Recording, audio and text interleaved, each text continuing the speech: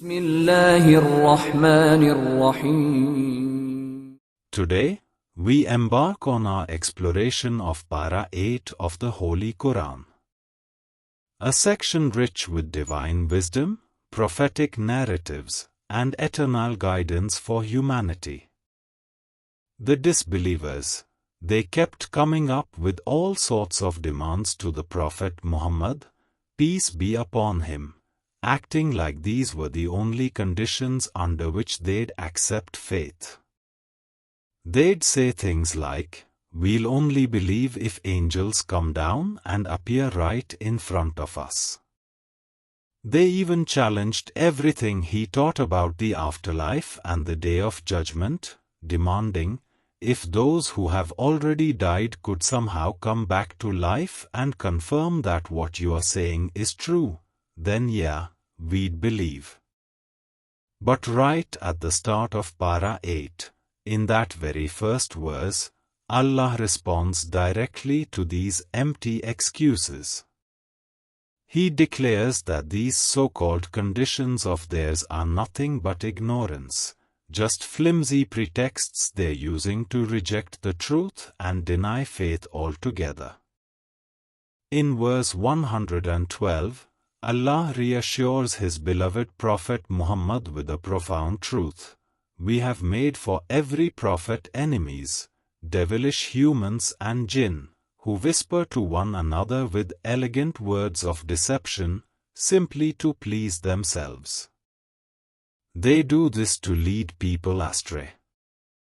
Here we must understand a critical principle: we must not blindly listen to whoever stands before us or anyone for that matter. We must look at what Allah is saying. We must heed what Allah's Prophet is saying.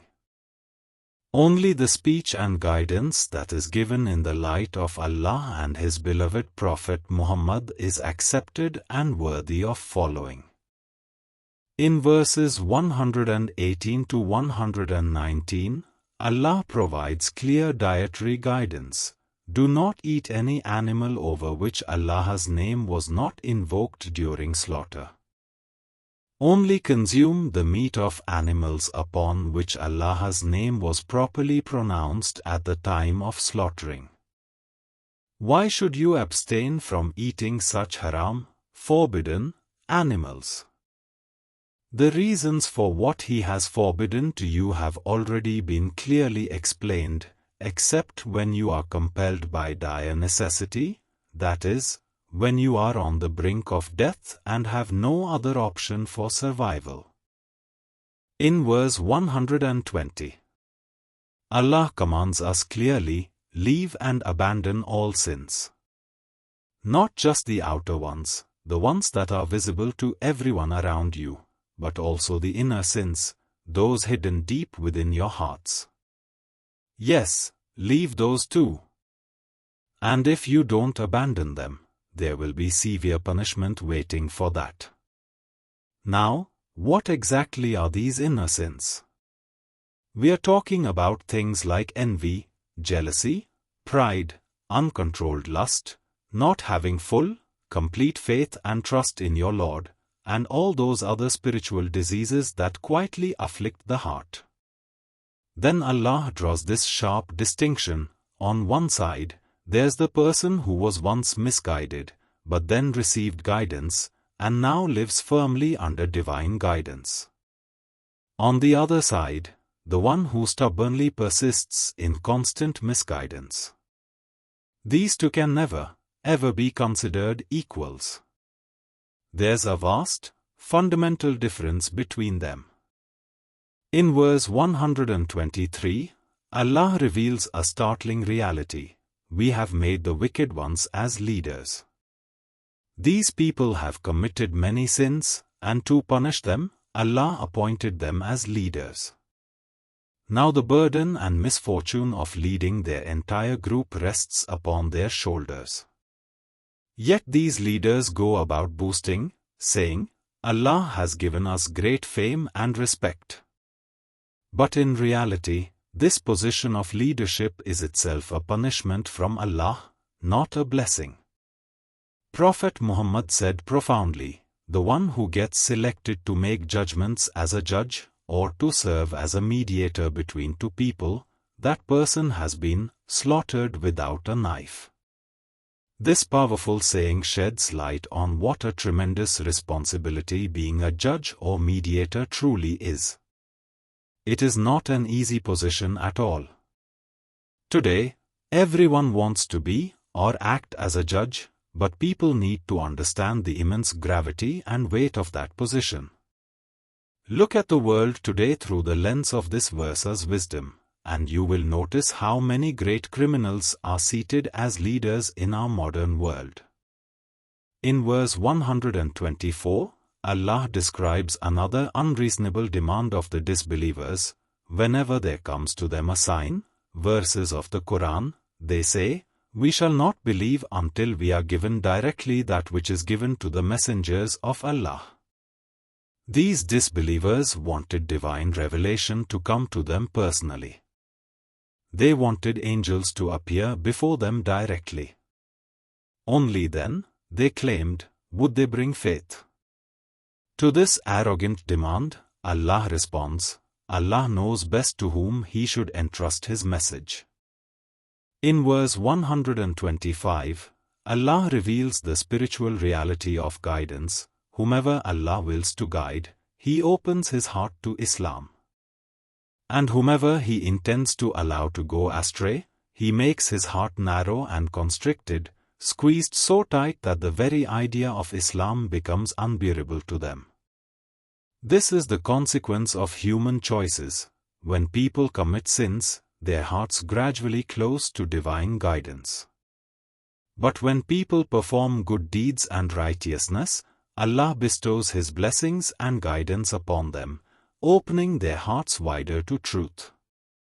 In verse 129 of this para, Allah describes the fate of wrongdoers in the afterlife.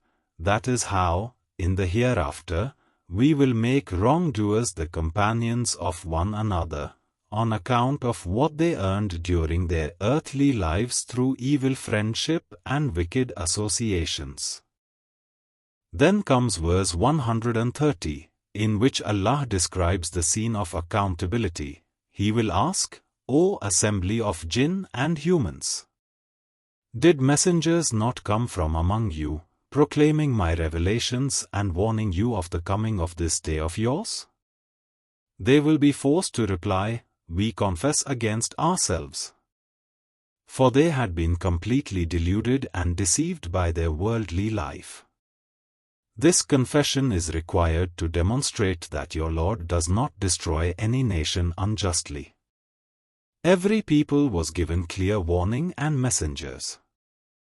In verse 137, Allah speaks about the pagans and their horrific practices. Most of the pagans used to deceive people by their false partners, their idols and false deities, who made the slaughter of their own children appear alluring to them. This was done in order to lead the pagans to their own destruction and to cause confusion and corruption in their religion. In verses 140 and 141, Allah describes another practice of the disbelievers during the pre-Islamic era of ignorance. They used to divide their animals, crops, and farms into 3 separate portions. Then they would declare that no one was allowed to gain any profit or benefit from certain portions because they had dedicated those portions to their fake gods and offered them to their idols. They did the same with animals, dedicating them to their false deities, and they would never gain any type of profit or use from these animals. Only those whom they specifically selected, or only when these animals and farms were needed for idol-related activities, would they permit their use, and then only by those who were present to assist with idol worship. The Quran makes it clear, these rules and divisions were entirely fabricated. They made them up by themselves without any divine authority. From verses 142 to 147, Allah speaks about the tremendous blessings He bestows through fruits, farms, and animals. He commands us to eat from these provisions and warns us sternly against prodigality and wastefulness. We are instructed not to follow in the footsteps of the devil. Allah then mentions that He has instituted a form of obligation, similar to a tax, on fruits and farms that must be given as charity and repayment to the poor. In these verses, Allah discusses the categories of halal, permissible, animals and then addresses the strictly haram, forbidden, animals, which we have already discussed in detail in previous paras and previous videos of this series.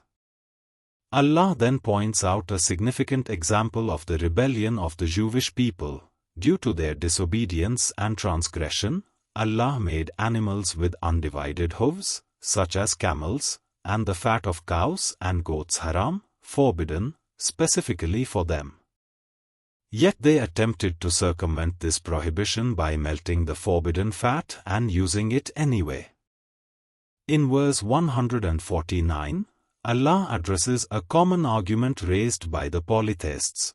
The polytheists will argue, had it been Allah's will, neither we nor our forefathers would have associated others with Him in worship, nor would we have made anything unlawful.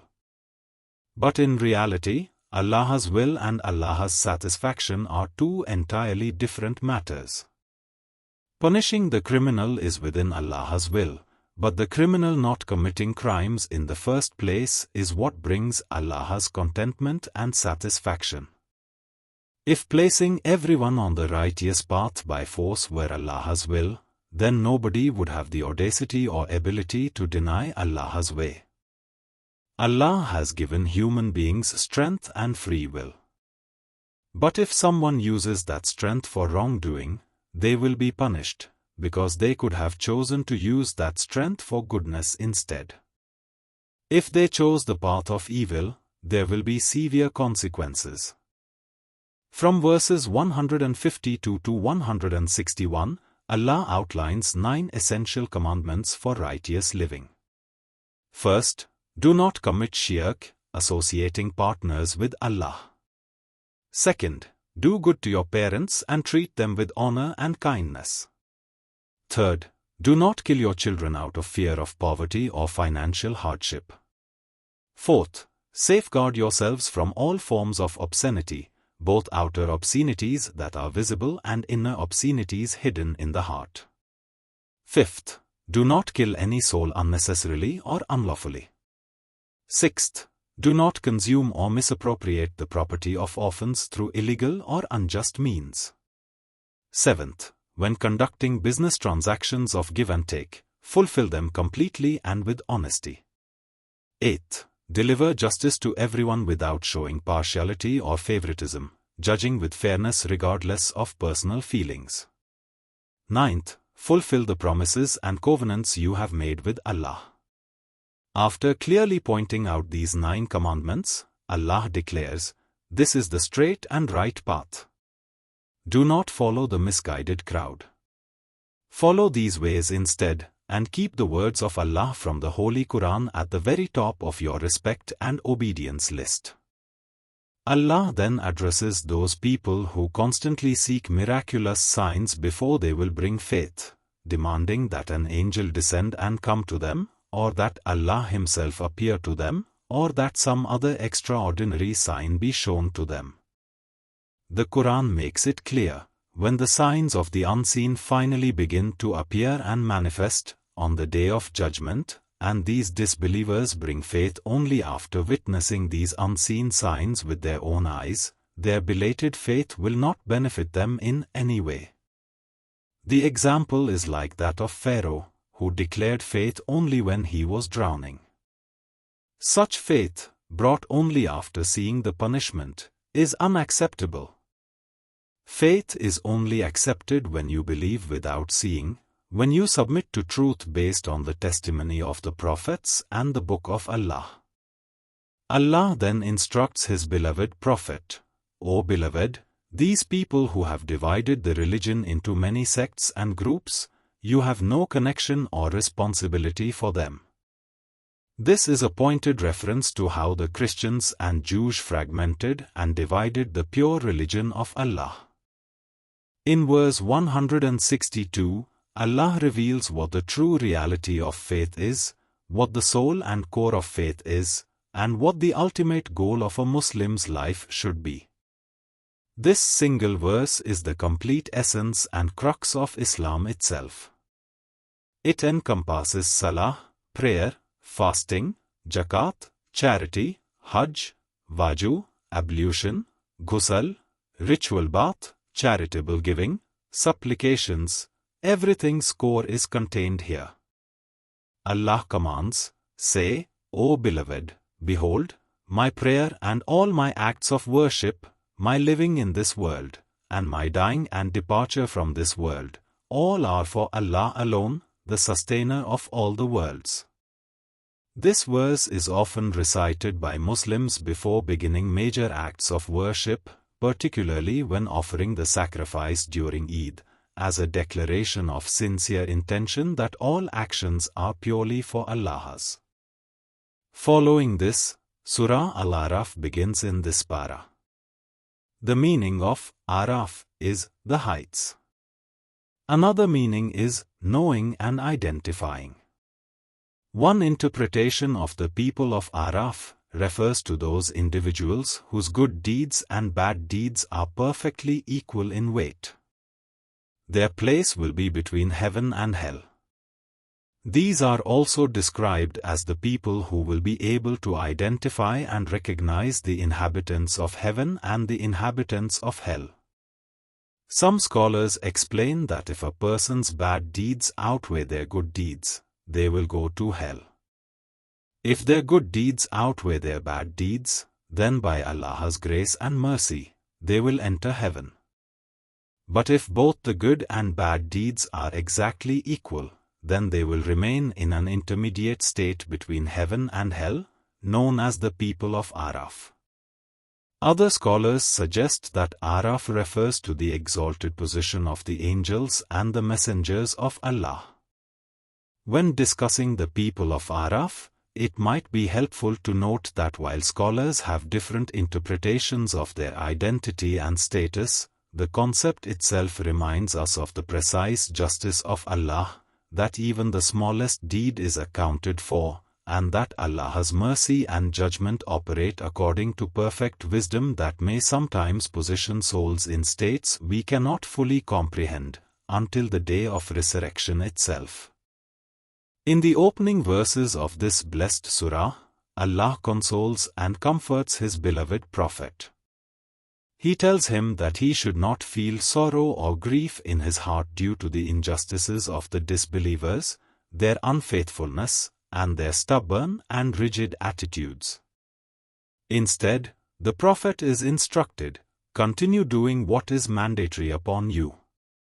Keep preaching the invitation of the Holy Book, the Quran, with zeal, earnestness, and passionate dedication.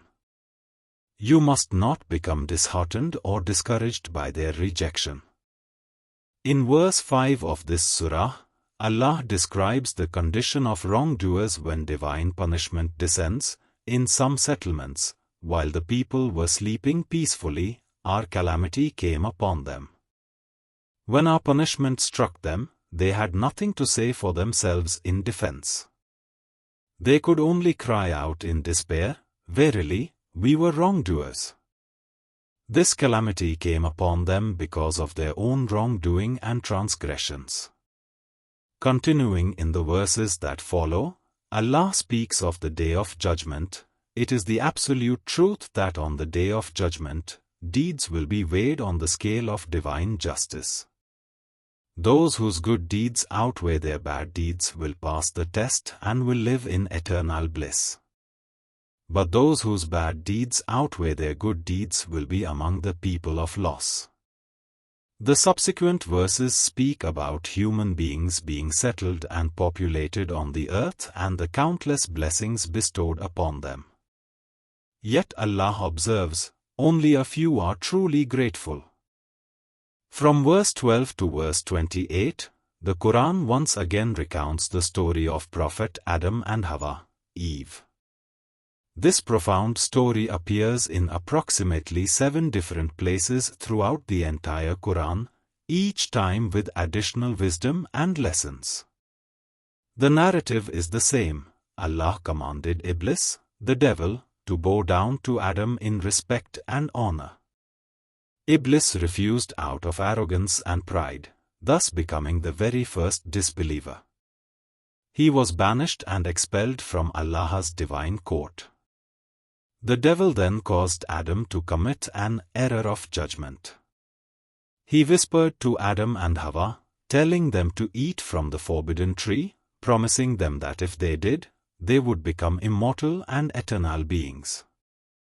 This entire story of Adam and Hawa has already been discussed in detail in Para 1, and a full explanation is present in our series on Para 1. In these verses, Allah describes how the devil requested a period of respite from Allah. He asked for time so that he could dedicate himself to leading the people of Allah astray. Allah, in His divine wisdom, granted him this request. How much time was the devil given? Until the day of judgment itself. In verse 24, Allah declares that Adam and Hawa were sent down from paradise to earth for a designated time period. They would have to live there for the duration appointed by Allah. Continuing forward, Allah discusses the purpose and significance of clothing. Why do human beings need to wear clothes? Allah explains, O children of Adam, we have provided for you clothing to cover your nakedness and to serve as an adornment and beautification. However, the best and most important clothing is the garment of righteousness and God-consciousness, taqwa. Allah then warns, O children of Adam, do not let the devil tempt you and deceive you as he did your parents. In verses 31 to 33, Allah issues clear commands, O children of Adam, dress properly and modestly whenever you are at places of worship. Eat and drink from the good provisions we have given you, but do not commit waste and extravagance. Allah reiterates His instruction, commanding us to safeguard ourselves from wastefulness and excess, declaring, He does not love those who are wasteful. The verses that follow provide glad tidings and warnings. Those who follow the prophets of Allah and commit themselves to righteousness are given the joyful news of paradise. Conversely, those who deny the truth and remain in a state of disbelief are given the devastating news that hell awaits them. As for those who are prideful and arrogant, rejecting the truth out of haughtiness, the doors of the heavens will not be opened for them, nor will they be granted entry into paradise. In verse 43, Allah describes the blessed state of those selected for paradise. From their hearts, all hatred, malice, envy, and grudges have been completely removed.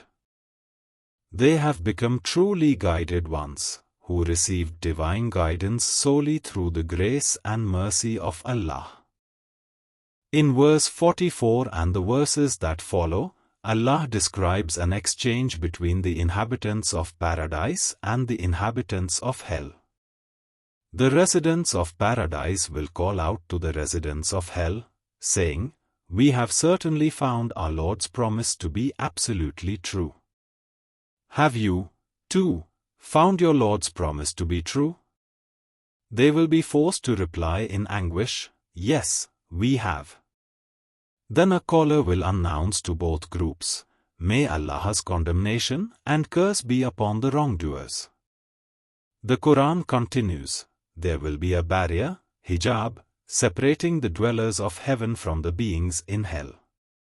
The people of Araf will be able to identify and recognize these groups by their distinctive signs and characteristics.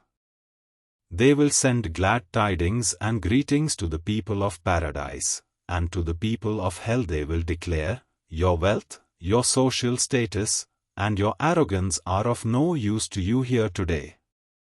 The people of hell will desperately plead to the people of paradise, "Please pour some water upon us. Share with us some of the blessings that Allah has bestowed upon you." But Allah has decreed, these blessings are haram, forbidden, for these disbelievers, those who treated the religion as a mere game and play, as idle entertainment. Allah will tell them, just as you forgot and ignored the day of judgment and lived carelessly, so today you will be ignored and forgotten as well. In the verses that continue, signs of Allah's omnipotence are discussed. Allah then instructs us on how to call upon Him. Call upon your Lord in a pleading, humble manner. Call upon Him secretly and privately. Have fear of Allah's calamity and punishment. This means, whenever you call upon Allah, do so with a tone of pleading and fearfulness. Then, have complete faith and trust in His infinite mercy. After guidance has been given to you, do not spread misguidance and corruption on the earth. Allah then speaks about the rain and its miraculous system. By Allah's permission, the air gather clouds filled with water and move them to barren, lifeless lands. Then rain falls upon that dead earth, and this blessed water gives birth to food and vegetation, a tremendous blessing from Allah. In a similar manner, Allah will bring the dead back to life on the day of resurrection. Fertile land, when watered, produces abundant crops and greenery by the permission of Allah. But infertile, barren land does not produce blossoms or flourishing gardens no matter how much rain falls. Through these examples, the Quran teaches us that the human heart and mind function in a similar way. In a pure, receptive mind and heart, faith settles peacefully and good deeds grow and flourish abundantly. Whereas in an impure, hardened mind and heart, the flowers of peace, faith, and righteousness fail to bloom. In verse 60, Allah recounts the story of Prophet Noah, and his people. The leaders and chiefs of his nation arrogantly declared, "We surely see that you, O Noah, are clearly misguided." God forbid such accusations. To this insult, Prophet Noah replied with dignity and conviction, "O my people, I am not misguided in the least. Rather, I am a messenger from the Lord of all the worlds. I have been appointed to deliver the message of my Lord to you and to give you sincere and friendly advice."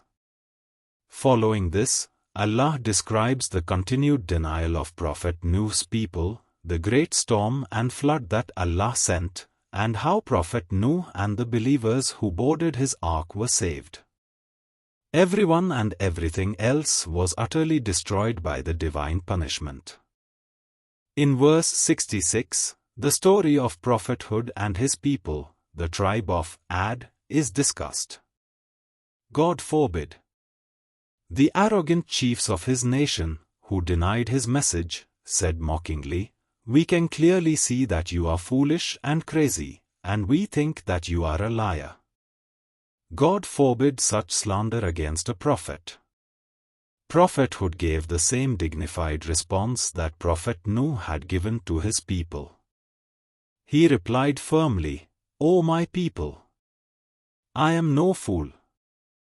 Rather, I am a messenger from the Lord of all the worlds. I am conveying the message of my Lord to you faithfully, and I am an honest and sincere advisor to you." Prophethood then called them to be thankful and grateful for the countless blessings of Allah. But they stubbornly denied his message. Thus, the calamity of Allah and Allah's terrible anger struck them with devastating force. Those who deny the verses and signs of Allah, Allah eradicates them from this world. In the verses that follow, the story of Prophet Saleh and his people, the tribe of Thamud, is recounted. For the people of Thamud, Allah performed an extraordinary miracle. He caused a pregnant she-camel to emerge and be born directly from a mountain. The people were then commanded to leave that she-camel alone to graze freely without harming her. The people of Thamud were extremely strong-bodied and powerful. They used to construct magnificent mansions on soft level ground. They would also carve entire homes out of mountains, hollowing out the rock faces to create dwellings. This is how much immense strength and capability Allah had bestowed upon them. In other words, they had tremendous pride and arrogance regarding their physical power and architectural achievements. Despite the clear miracle and warning, these people disobeyed Allah's direct command. They crippled the blessed she-camel by viciously cutting her leg tendons, causing her to collapse and die. In response to this blatant disobedience, Allah sent upon them the devastating calamity of an earthquake. It struck them during the night, and by morning, they were all found dead in their homes, lying face down in the dust. In verse 81, the story of Prophet Lot, and his people is discussed. Allah describes their abomination. They committed acts of lewdness and sexual perversion such as no people in all of creation had ever committed before them. They used to satisfy their sexual desires in an utterly unnatural way, that is, with other men. In other words, they committed the grave sin of homosexuality. To understand the full context and tafsir, the people of Prophet Lut lived in an area blessed with extraordinarily beautiful, blooming gardens and lush landscapes. Due to this natural beauty, many travelers and guests would visit their region. Now, these people did not like it when visitors and guests came to their land. So the devil showed them a wicked strategy. Whenever guests would arrive, they would subject them to homosexual acts and satisfy themselves through these utterly unnatural and perverted means. When Prophet Lut tried to warn them of Allah's calamity and punishment, they would mockingly laugh at him and ridicule his warnings. Ultimately, Allah's devastating calamity came upon them. The punishment that Allah inflicted upon them for this sin of homosexuality was severe and unprecedented. Allah poured down upon them a rain of stones, pelting them with stones from the sky.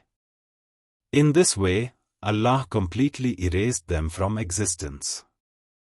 Even the wife of Prophet Lut was not spared from Allah's calamity. Though she was a woman living among them, she acted as an informant and supporter of her people's wickedness, so she too perished in the punishment. Only Prophet Lut and a small group of righteous believers from his community were saved. Nowadays, people label homosexuality as freedom and human rights. But this is not freedom at all, it is shamelessness, moral corruption, and a direct rebellion against the natural order that Allah has created. In the final verses of this para, verse 86 onwards, the story of Prophet Shuaib and his people is discussed. The Quran describes their specific form of injustice and wrongdoing. When weighing goods for customers, they would deliberately cheat and give people less than what they had paid for. They would fraudulently manipulate the scales to their own advantage.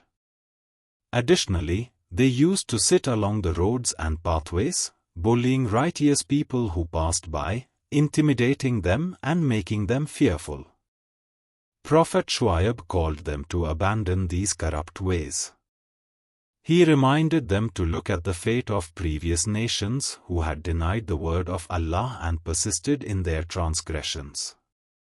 But they did not listen or follow his advice. Then, just as with the others, Allah struck them with his terrible calamity as well.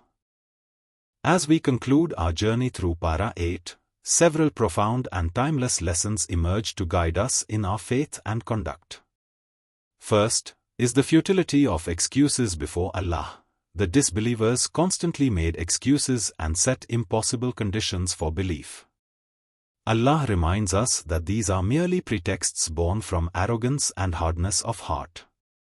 True faith requires humility and openness to divine truth, not endless demands for customized miracles.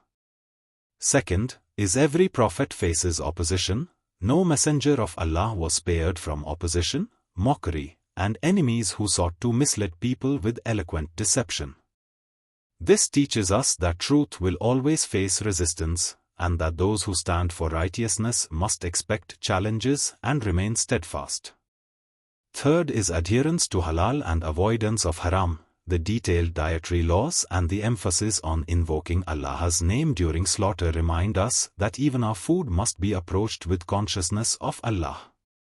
What we consume affects not just our bodies but our spiritual state. Fourth is the danger of both outer and inner sins. While visible sins are recognized by society, the hidden sins of the heart, envy, pride, lust, and weak faith, are equally destructive and perhaps more insidious. Purification of the heart is as essential as purity of action. Fifth is leadership as a test and potential punishment. The concept that wicked people are sometimes given leadership positions as a form of punishment is deeply sobering. It reminds us that worldly power and status are not always signs of Allah's favor, and that those in positions of authority carry an immense burden of responsibility. Sixth is the opening and closing of hearts. Hearts open to guidance through good deeds and closed through persistent sin. This teaches us the practical importance of maintaining righteous actions and avoiding evil, as our choices directly impact our spiritual receptivity. Seventh is the 9 commandments of righteous living. The comprehensive list from verses 152 to 161 provides a complete ethical framework, avoiding shirk, honoring parents, protecting life, maintaining purity, conducting honest business, delivering impartial justice, and keeping promises. These are the foundations of a just and God-conscious society. Eighth is the true purpose of a Muslim's life. Verse 162 encapsulates the essence of Islam, that every aspect of our existence, from worship to daily living to our eventual death, should be dedicated solely to Allah. This is the ultimate meaning and purpose of our creation. Ninth is clothing as physical and spiritual protection. The discussion of clothing teaches us that modesty serves both practical and spiritual purposes, but that the best clothing is the garment of taqwa, God-consciousness and righteousness. 10th is the stories of past nations as warnings. The detailed narratives of prophets Nuh, Hud, Saleh, Lut, and Shuaib and their peoples serve as powerful warnings. Each nation received clear signs, each had a prophet calling them to truth, and each faced destruction when they persisted in rebellion. These are not mere historical accounts but living lessons for every generation. 11th is divine punishment comes suddenly, whether it was the flood of Nuh, the windstorm against Ad, the earthquake that struck Thamud, the rain of stones upon the people of Lut, or the calamity against the fraudulent merchants. Allah's punishment arrives when least expected and is absolute in its execution. 12th is the futility of belated faith. Like Pharaoh who declared faith only while drowning, faith brought after witnessing the punishment is not accepted. Belief must come through trust in the unseen, through the testimony of prophets, not through compulsion of witnessed calamity. 13th is gratitude despite abundant blessings. Despite the countless blessings Allah bestows upon humanity, sustenance, shelter, guidance, prophets, revelation, only a few are truly grateful. This calls us to examine our own hearts and increase our thankfulness. 14th is the evil of moral corruption and perversion. The emphatic condemnation of homosexuality and sexual perversion in the story of Prophet Lut reminds us that calling moral corruption freedom does not change its nature. What Allah has forbidden remains forbidden regardless of societal trends. 15th is economic justice and business ethics. The story of Prophet Shuaib's people highlights that cheating in weights and measures, fraudulent business practices, and economic oppression are not minor matters. They are grave sins that can bring down entire nations. May Allah grant us the wisdom to learn from these stories, the strength to implement these teachings in our daily lives, and the sincerity to dedicate our entire existence to Him alone. May He protect us from the arrogance of the disbelievers, from inner and outer sins, from wicked leadership, and from the fate of those nations that denied their prophets. May He make us among those whose hearts are open to guidance, whose deeds are weighed favorably, and whose faith remains firm until we return to Him. Amen.